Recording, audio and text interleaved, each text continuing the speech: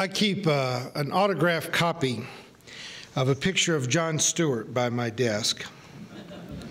I've said many times over the past several years that I aspire to one day be as good a preacher as this Jewish comedian was on TV for many, many years.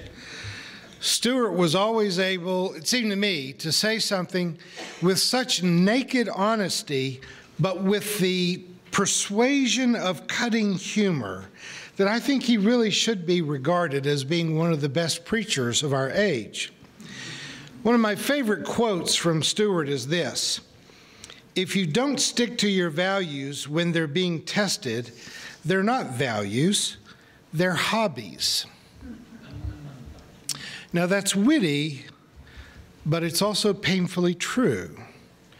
So many people in our culture say that they are spiritual but not religious, and I resonate with a lot of what is behind that, but I always feel compelled to ask, how do you practice your spirituality? How do you put that into your life? Because if what you mean by saying that you're spiritual is that you have a smug and condescending attitude, and that's about it, then maybe what you really mean is, I'm not religious or spiritual. I've known lots of people who like to identify themselves as Buddhists, but mostly what that appears to mean is that they watched a PBS special on the Dalai Lama. Now, I can be as critical of organized religion as anyone you've ever met. I spent years in the trenches, and I've got the scars to prove it. To simply be dismissive, though, of things you don't really understand, isn't that really just being bigoted? That's not about being spiritual. It's just about allowing yourself to take on a fairly calloused prejudice. Now, we're just finishing discussion of this book, which I highly recommend to our viewers. If you can be sure that slide gets into the YouTube, Rob, because Paul Gilbert's Mindful Compassion gives us a look at both Buddhist practices and beliefs, but from the vantage point of a psychologist, of trying to help us to recognize how these spiritual practices help us to be more mentally healthy. A vital argument in the book that I believe is applicable to people of all progressive faiths, whether that's Jewish or Christian or Unitarian or whatever, is that a genuine spiritual path involves both mindfulness and a practice of radical compassion. Now, the authors get a bit deep into the weeds and definitions at times, but for shorthand's sake, let me just say that mindfulness is not just a careful, attentive awareness of your surroundings and life experiences, but also being aware of your thoughts and your emotions, so that your emotions are not always just the driver of your activity, but that you consciously and mindfully are aware, I'm getting angry or I'm feeling depressed, to be able to choose how you're going to react to your surroundings. It takes the marriage of mindfulness to active compassion as if, he says, they were two wings of a bird. Each wing has inherent value. I mean, your life is better if you become more mindful. But it is mindfulness combined with spirituality, or combined with compassionate action, that actually gives some real substance to the claim that I'm a spiritual person. The practices really have to be taken together. But I want to read that through the lens of Jon Stewart's proverb, that if you only practice compassion when your life is not really under substantive stress, then you're not really talking about a spiritual value. It's more of a hobby. That may mean that you're a person who will put the shopping cart back in the corral in the parking lot, but it doesn't necessarily mean that you're ready to run into a burning building to save a child. If your practice of compassion doesn't risk at least your own comfort, but sometimes also your safety or your assets, then what you're really talking about is just being polite or being civil. Now, this is Molly Tibbetts. You undoubtedly remember having heard about her in the news last month. She was an Iowa college student who went missing after having gone out for an evening run. And they were searching for her for over a month, and then finally her bloodied body was found in a cornfield where her remains had been hidden under a pile of leaves. Forensic evidence very quickly led to the arrest of an undocumented farm worker who had lived in the area for several years. Christian Bahena Rivera confessed when he was arrested. He had seen Tibbetts running. He stopped his car, got out and ran along beside her. She took out her cell phone and told him that she was going to call the police if he didn't leave her alone, which enraged him, so he abducted and murdered her. Now, Iowa's governor, Kim Reynolds, called the family, expressed her condolences, and added that our immigration system is broken because it had allowed this predator to live in their state. Iowa Senators Joni Ernst and Chuck Grassley also sent condolences, adding their calls for reform of our immigration system. Vice President Mike Pence, President Donald Trump, spoke about the Tibbetts murder as being the product of a disgraceful immigration system that makes America a joke. Even the disgraced Fox News host, Bill O'Reilly, took to Twitter to say that this horrible fate would not have befallen Tibbetts if only we had more strict immigration enforcement. Of course, there are about 17,000 murders in America every year, and only a very small fraction of those are committed by undocumented immigrants. But it always seems to get the attention of conservative politicians if they can use a tragic event to promote the building of their silly wall. One of O'Reilly's Twitter followers, Delilah O'Malley of Brentwood, Tennessee, replied to O'Reilly, who has now been forced to pay over $30 million in out-of-court settlements for sexual harassment. He said, "If only men understood that no means no, Molly Tibbetts would be alive." Let the congregation say amen.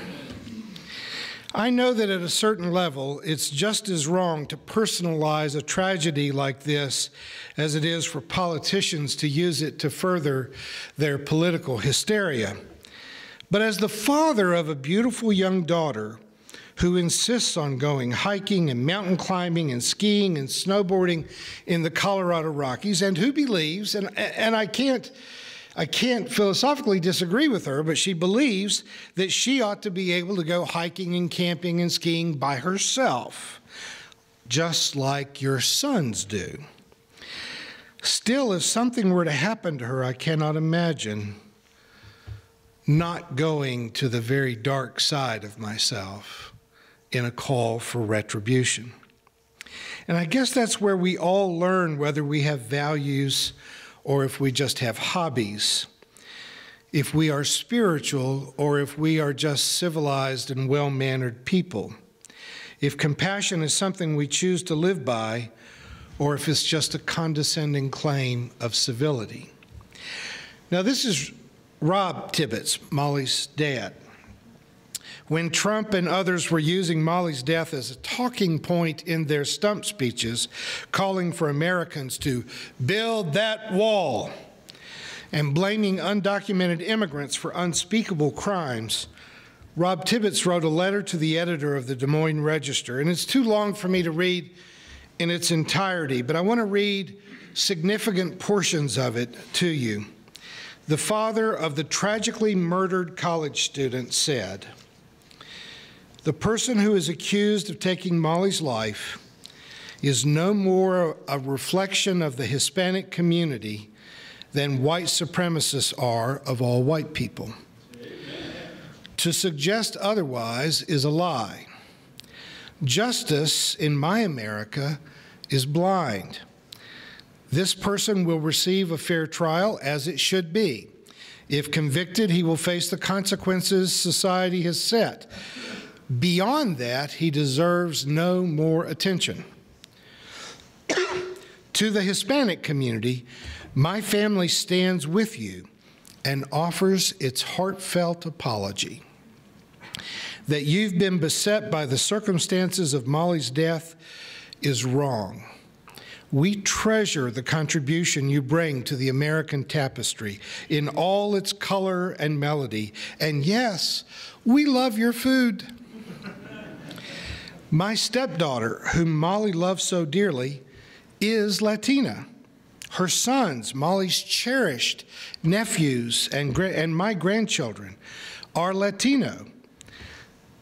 That means I am Hispanic, I am African, I am Asian, I am European. My blood runs from every corner of the earth because I am an American. As an American, I have one tenet: to respect every citizen of the world and actively engage in the ongoing pursuit to form a more perfect union. Instead, let's turn against racism in all its ugly manifestations, both subtle and overt. Let's turn toward each other with all the compassion that we gave Molly. Let's listen, not shout. Let's build bridges, not walls. Let's celebrate our diversity rather than argue over our differences. I can tell you, when you've lost your best friend, differences become meaningless. Isn't that amazing?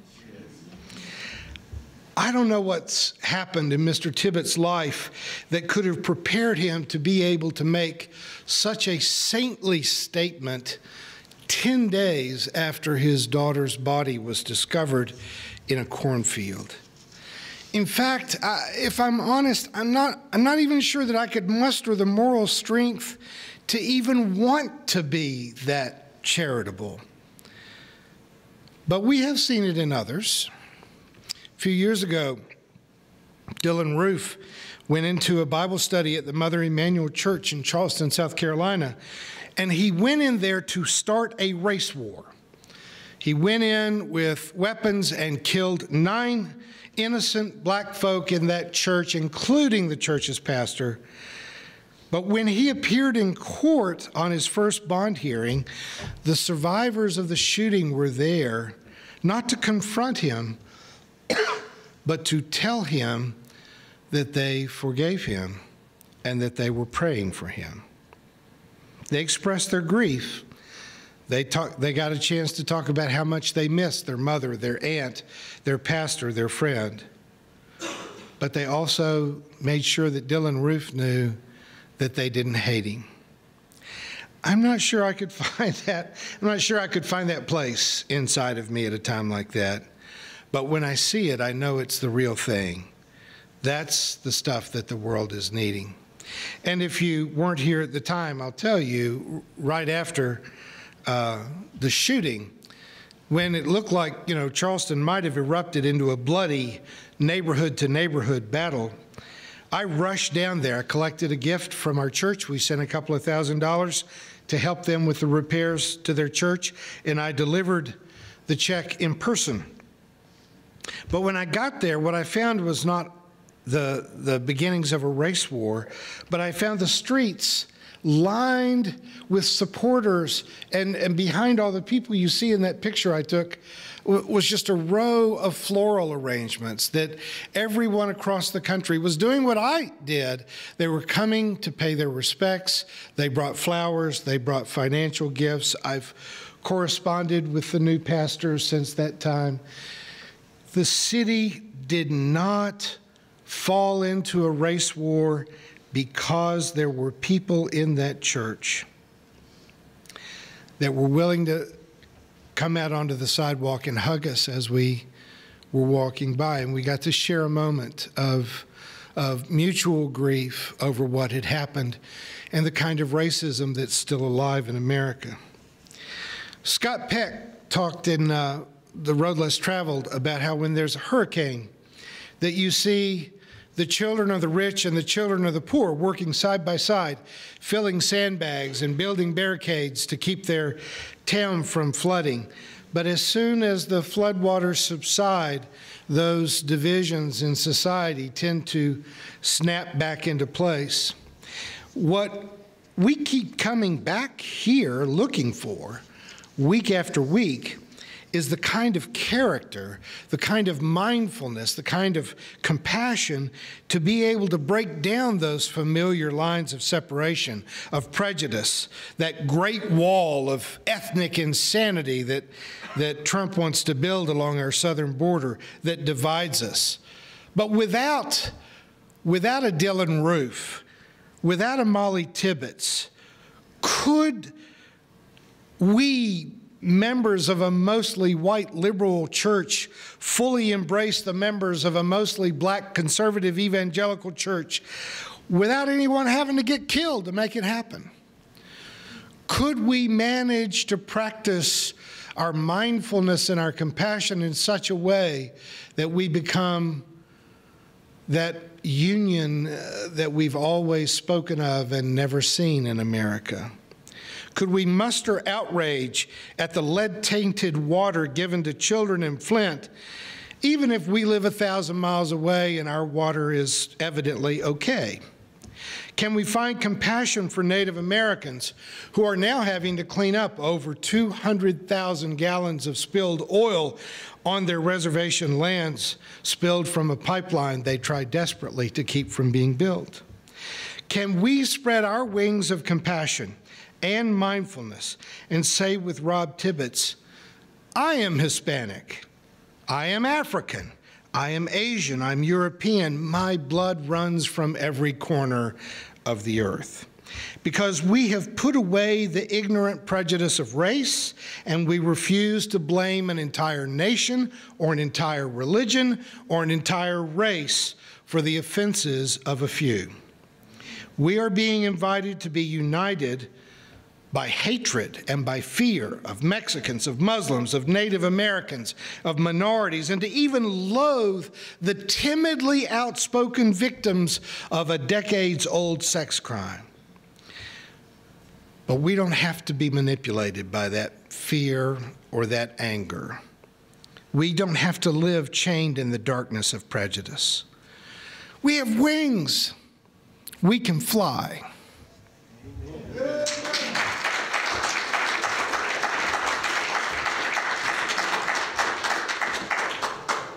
Thank you for watching our videos. We are entirely dependent on the donations of our listeners and members. We hope that you find this content to be important enough to help us to keep offering these videos to the public at no charge by becoming a regular contributor. Please click on the donate button on our website at www.spfccc.org. Thank you for your support of progressive religious programming.